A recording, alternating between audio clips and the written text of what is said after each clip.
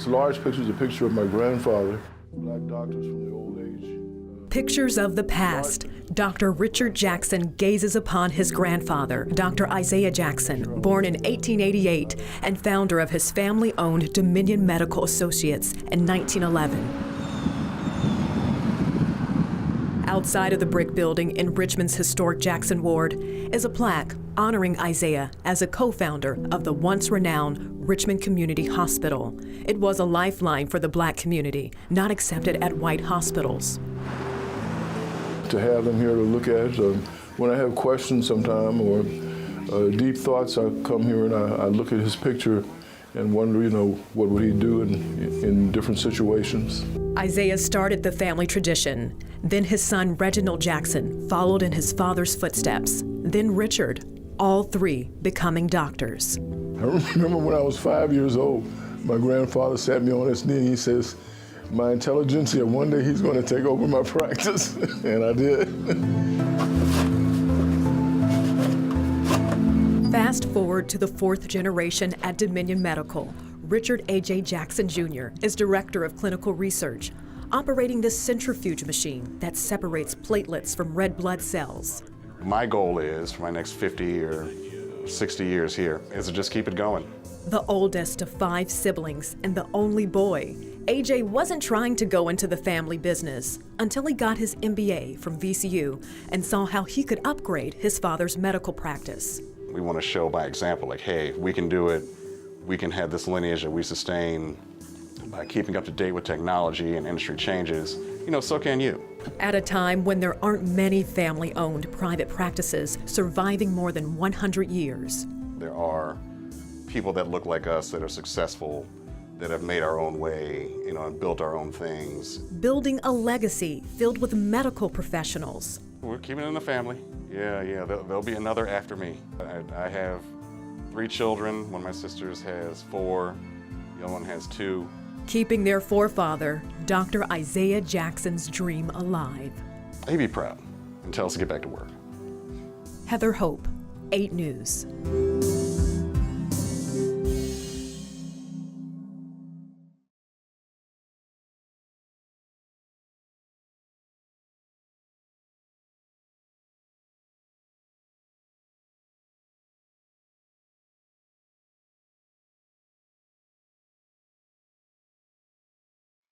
A statue of Maggie L. Walker, the first black woman in the U.S. to own a bank, sits in the Jackson Ward neighborhood, a public reminder of Richmond's deep roots in black history.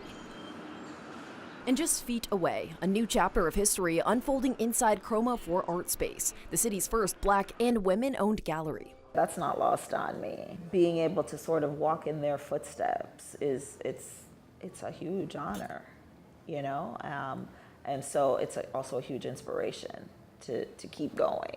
Gallerist and artist Aya Davis Cream says the art space began as a small holiday pop-up just over a year ago when she noticed a clear gap in Richmond's art scene. Where are the black artists? Where are they exhibiting? And what I found was that outside of Black History Month, artists like me didn't really have a place to show and sell their work. It's why Davis Cream says she decided to be a pioneer and build that place herself. I want people when they step in here to feel like this is a warm hug, almost, and then it's not just about the art. From the smell of incense in the studio to the colors of the decor and furniture, every inch of the art space tells a story. Humans have always used art as a means of expressing and processing emotions. Which is why she says Chroma 4 specifically features work created by artists of color and artists from underrepresented communities. I want to go back to 2020 when there was a lot of conversation about race and belonging, and there were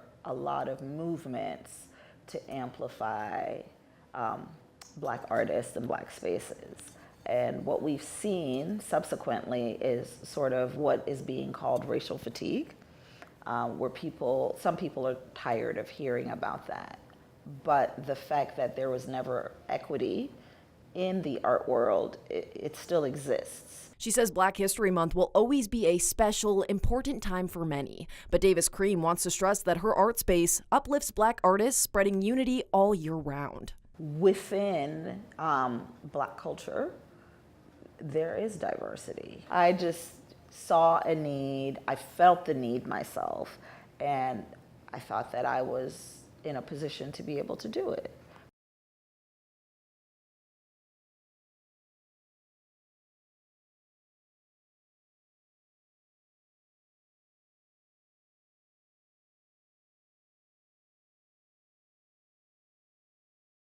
It's Lady E. I am your Duchess of the Blues. There you go.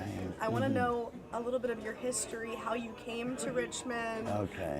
Where you grew up, and what Okay. brought you here. Okay. Yeah. Okay. So would you like that? Yeah.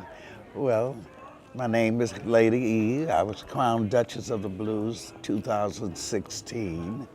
I'm here from Florida, Pensacola, Florida. That's where I was born, but I grew up partially in Chicago. But I left Chicago, went back to do my senior year of high school, because I had a brother there that he was 2 years older than me, which he's deceased now, but he was 2 years older than me, and I wanted to graduate with him. So that put me back in Florida, which we did graduate together, 1959. I'm kind of up there. Not too long ago. So there I met my husband, and he was in the military, and met him on my graduation day, matter of fact, that we ended up getting engaged about 6 months into the relationship, and a year time we married. We got married Valentine's Day, 1960. I remember that. And he was getting ready to go overseas to Okinawa. So Richmond is his hometown, that he brought me here. And that's where I ended up here in Richmond when he went overseas. Needless to say, I didn't start singing here right off. I mean, nobody knew I could sing. I just wanted to kind of get the feel of the place. And mind you, I'm not gonna lie, I didn't like Richmond when I first came here. What didn't you like about it? I didn't like it. It was totally different from where I had lived, where I was born. You know, it's just, I didn't see any, you know, it wasn't the same way. Not even similar. It wasn't, you know, it just, so therefore I took some doing. I see my first year adjusting here. Took some doing because of where I'm from, Florida, and I'm so used to the people, the hospitality and stuff is farther down south, that you didn't find that here.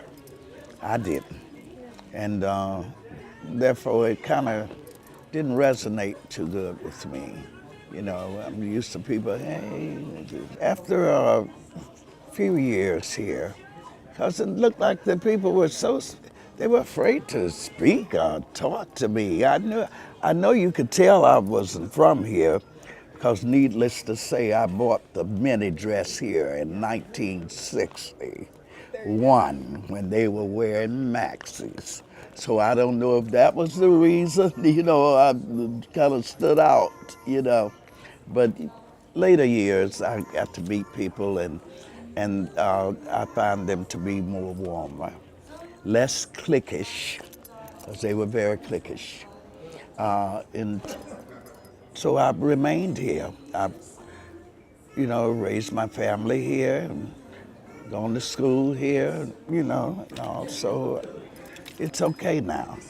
And how did you get into the music scene here? Did you grow up singing or performing? Well, see, in Richmond, many years I didn't sing. No one knew I could sing. But in Florida, I, you know, would sing. But in Richmond, they didn't know, because I really didn't want anybody to know. Back then, I liked to dance, you know, and I didn't want to dance and sing at the same time. So I finally got into singing because I'd hang around the people who were coming here, the recording people.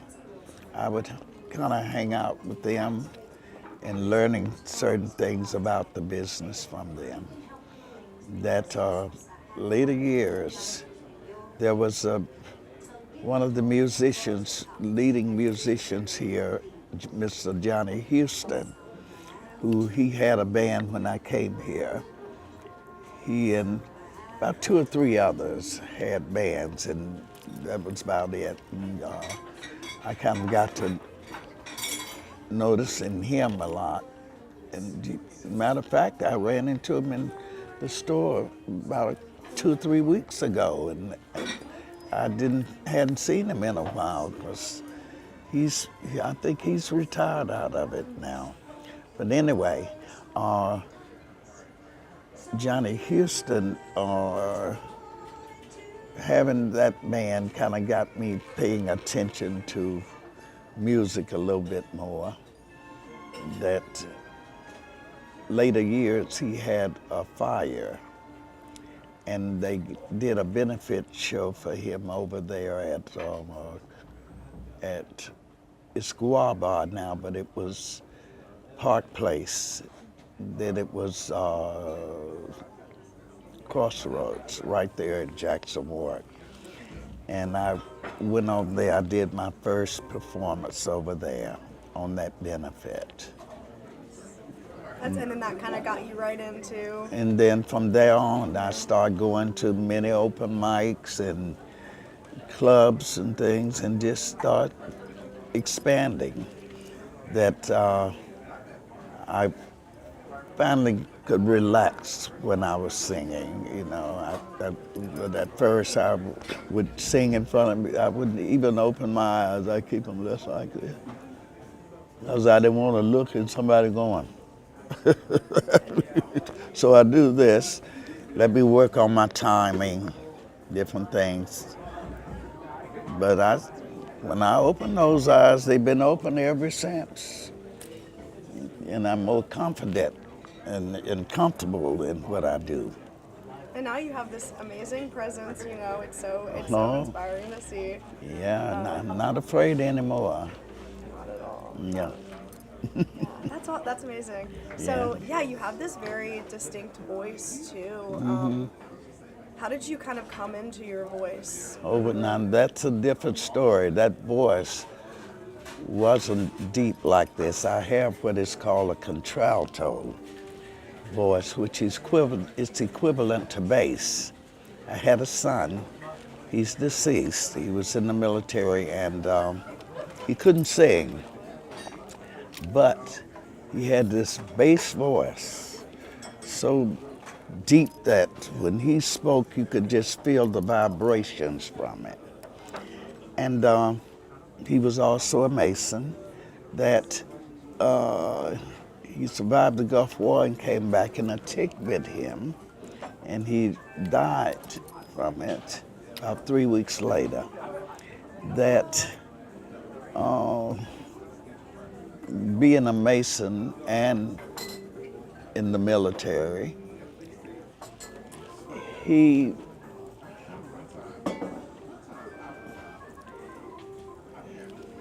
day I buried him, I was kind of exhausted because I just wanted a minute to myself, you know. But when I got home, by the military having a ceremony and the Masons having a ceremony, I got home, I still couldn't relax because I had a house full of people. They meant well, you know, but I kind of went off to myself a little bit, and I just popped my hand like this on my face, and I ended up going to sleep. I didn't know I had. So when I awakened, like I told you, my son had a bass voice but couldn't sing. But when I awakened, I went downstairs and I looked over at the people there and I said to them, "What time is it?" His voice into me. This is where I get the contralto voice from. And it gets deep, deep, deep, deeper and deeper and deeper. So I always feel comfort, you know, a lot of comfort out of it. Yeah, I mean, he's When living I'm on. singing, I always feel His Spirit is with me. That's really beautiful. It's great to have him live on. It brought me through my grief process. I mean, you got to go through stages when something like that happened. So I was able to go through my process by singing. Singing is what got me through it, and having His voice. And that's so beautiful. yeah. To have that connection Oh, to yeah. him. How long ago was this? This was in 93. You said Gulf War, yeah, okay. Yeah, 93, May of 93. And ever since then, there you've been with the voice. Because there was a time I wouldn't have been able to sit and talk like this about it without losing it. Because it's nothing like losing a child. I mean, you know, it's just nothing you can equate to it. Nothing like it. But I'm okay now. I'm so glad. And singing, I credit singing doing it. I tell people every time I'm singing, I'm grieving. That's my grief process. You know? That's really beautiful. That's a really beautiful Yeah. connection that you have there. Oh, yeah. Obviously, you know, heavy, but I love that you've been able to make something out of You that have grief, to. you know? You have to. In order to move forward, you got to find something to help you move forward. A lot of people just give up and they want to go with them. No, I got some more living to do. You know, that wasn't my timing, it was His. So, you know, Him helping me to accept this means a lot. And now you're here, you're 83 years old. 83 years old. 83, I remember when you said that one of my first times here, and I was like, she is kicking. Nah. I was like, oh my goodness. Yeah. No, that's absolutely amazing. So I've- can you tell me a little bit about this community that you've built here? You said that, you know, you came here, you didn't really Oh, yeah. know about, yeah. Oh, yeah, well, and I didn't know they had moved here until one of my fans called me. One of my fans used to see me at the Camel and all different places, called me and said, "Lady, I got this neat place I want you to check out." And I asked him where it was and the address, and he gave it to me. I didn't come that particular week, but probably a week later I came. Oh, he said they got blues night on a Monday. I said, "Oh boy, really?" I said, "They got a band there?" He said, "Yeah." Said, "Be different people sitting in, it's like a jam." I said, "Count me in, I'll be there." And I walked through that door and I've been here ever since. It's one of the nicest places one can come to. And they offer a very good platform for you, you know? So that's how I ended up here. Because for about 40 years, I was on Broad and Meadow at Emilio's, and it was Rick's, Emilio's, no, Rick's, Richie's, Emilio's, the Richmonder, and now Barbina. And I was there through all of those. That's great. All those It's a long honors, time- yeah. It's a long time to be there. And you've built so many roots, like you have so Yeah. many great roots here and all So of they these just opened their arms and welcomed me in here, you know, when I came. So I've been here. Yeah, I want to talk Yeah. too, about the, Yeah. when I come in here, I feel such a sense of community, yeah. you know, and I feel, you know, I'm not a singer, I wouldn't even say that jazz is my top, you know, Yeah. jazz and blues and stuff are the top of what I listen to. I'm just so open to all, you know, music, and I love it all. Yeah, how do you feel like when you're here with these people that you see every single week? It's gotta be and see, comforting, right? and not only am I just here singing myself, I come out and support mostly everybody that comes through that door there. You know, when you're comfortable in what you do, you can do that. You come out and be supportive to others because the Creator didn't give no one person all of the talent. Your talent is just as great as mine, yours is greater than mine, or yours is whatever. That's yours. And I don't, I competed one time, and I said I'll never do it again, and that's when I went to the Apollo. I'll never compete my voice up against anybody else's because theirs is just as great. So. No, it's a great community and it's a great. I mean, when you come through that door there, Oh my goodness. there is a warmth. Another place was like that, Crossroads over in Jackson Ward. Same feeling, you know. And I'm very funny about things like that. You know, some people, they can just sing anywhere. I cannot. I won't say cannot. Let's say it's difficult, because I don't like to use can't. But I'll say it's difficult for me. Maybe somebody else can, but I don't choose to just sing anywhere. Because if I don't feel that warmth that I feel when I come through a door, I won't sing there. Because I didn't get into it for the money. This sort of was healing for me. Like I say, getting me through my grief process. This is the way I grieve. The next person, they may have a total different thing, you know? But for you, yeah, I mean. But this is good for me. This is real good. It's a great time, and I always see you up there watching everyone. Yeah, I enjoy that. Oh my And goodness. especially the younger kids, they'll come up to me and say, we standing on your shoulder. I say, I hope I'm holding you up very well. Yeah. Yeah. I do want to get into also real quick about how the title Duchess of the Blues. Oh, the came Duchess. I know it has to do with the They folk festival and everything. Well, there. I was crowned Duchess before the folk festival. Really? Okay. Yes, 2016, I was contacted about being crowned Duchess, and they had a real big ceremony over by Bird Park, that church there, Unity. That's where it was at, that auditorium there. And I tell you, I was really amazed when I showed up. The line was all the way, looked like near Arthur Ashe Boulevard. It was wrapped around the building for this. It was a real good honor.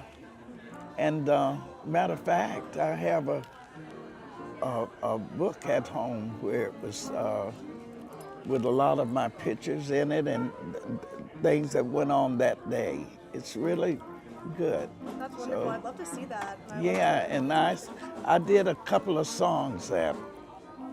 Yeah, I did a couple of songs on it, but it was a very good thing. So. That's so exciting. And that was, what year was that? 2016. Okay, so it wasn't too long. I had just come back from New Orleans and my hometown. I'd been a couple of weeks away to do that. Yeah, wonderful. And I did want to ask you too, you talked about Richmond, coming to Richmond, maybe not loving it at first, and now you love it. Oh, yeah. What is it about the community, maybe not only the music community in Richmond, but just Richmond as a whole, that has, that makes you want to stay, that has this culture that makes you want to stay? Well, because see, sometimes when you think you have an impression of something, maybe you haven't given it time. Time is very essential in many things. You can rush to things too fast, formulate an opinion too fast. Instead of certain things, you just grow into it or adjust yourself to it, you know, instead of just, boom, you know, just stop right there. No, no, no.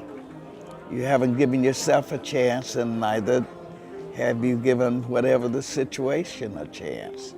But see, when I finally got a grip and gave it a chance, I love here now.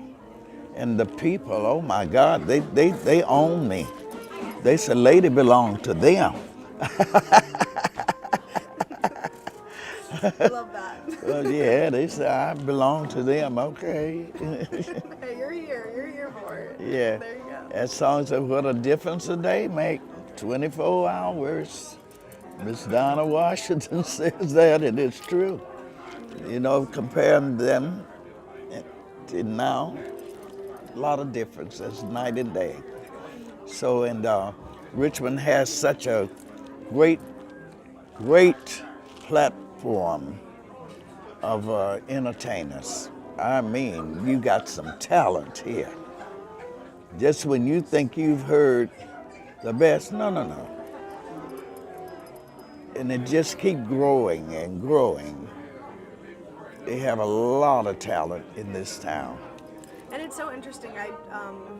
I went to see a show. It was like a hardcore punk show, and they were talking about the exact same things that you're saying about how Richmond's the center of all of this. Richmond is like where music is made. And, and I saw you at a jam band 2 weeks ago. Yeah. Right? Remember that?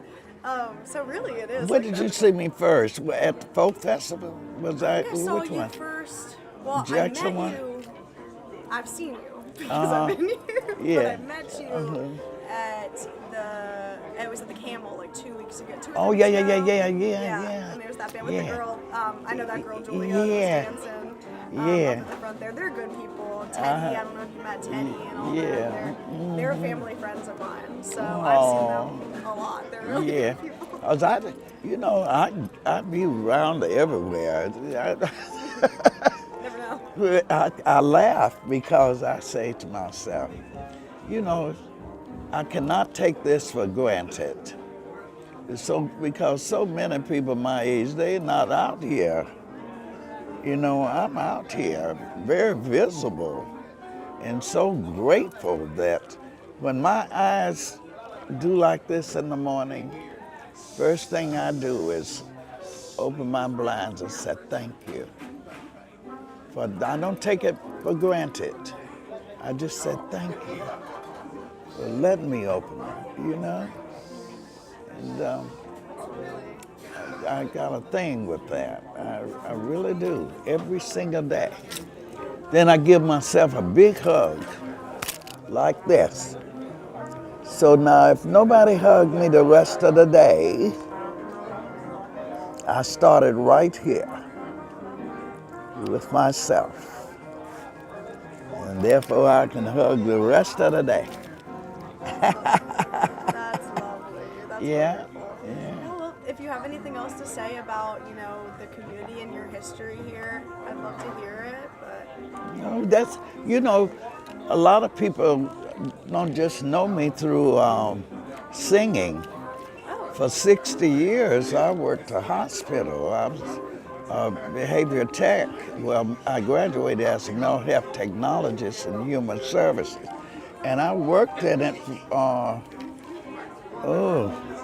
about 60 years I've worked in that field before I retired in 2017. So therefore, that's where a lot of people, the patients and things, know me. Yeah. what was that like through all of those years? Oh, very good. I love it. One thing about that particular area, when you get over into psychiatry, you got to like it. No, that's not good enough. You got to love it. Because if you don't, it will get you. It will burn you out. But I could have done that many more years because I enjoyed what I was doing. And I helped so many people. When I come out right now, there's not a day go by I don't have somebody come up to me and say, "Oh, you helped me years ago when I was such and such a place." That's where your reward come in. It's not a lucrative field, not, for me it wasn't, but it was more rewarding with you seeing a person so bad shape, and then you see him like this here, and you see him open out like a flower. And that same person came in there and they were so sad, so depressed, that sometimes they couldn't even get a word out. You're so depressed. I've seen all of that. But then you see that day that you see him go, that's your reward right there. There's not a dime, any type coins or currency can deal with that. Can't beat it. That's more rewarding than anything. That's a job well done. Are there any of those patient stories that really stuck with you? Plenty of I'm sure them. many, right? Quite a few. Quite a few. I can't even count people that I've seen so depressed they were ready to take their life. And I come in to talk to you and you sitting on the floor. I got right on that floor with you. Together we got through it. So great. It seems So like now, singing, that was my outlet. See, that's where the singer, I would take my scrubs to work. I mean, I would be in my scrubs at work, and then I'd take my clothes to change in, and I'd go sing at Emilio's when I finished. Many people know this. And sometime if it was bad weather, I'd come on in my scrubs and sing. But that's the way I got off the evening. 8 hours I've listened to every kind of problem you can bring my way. So to alleviate myself from it, I go and sing. that's such a beautiful outlet to have. Oh yeah. as you said. So that's where both those fields would come in together. And if you know it, if you know how it Yeah. works for you, then you Yeah. can help other people, Yeah. find their outlet and their voice, right? Yeah. And see, I have one son, and he's challenged, So I was in 15 years before he was diagnosed, with bipolar. So I was able to help many parents to understand what's going on there. See, I have to step out of myself, my body, as a mother, and be in a different role. Thank you all for doing this on me, and I hope I gave you an idea of who Lady is, of what I'm about. But I'd like to thank this owner here, the establishment, for making this available for me to do. I appreciate that. Miss There's Christina. such lovely folks here. Huh?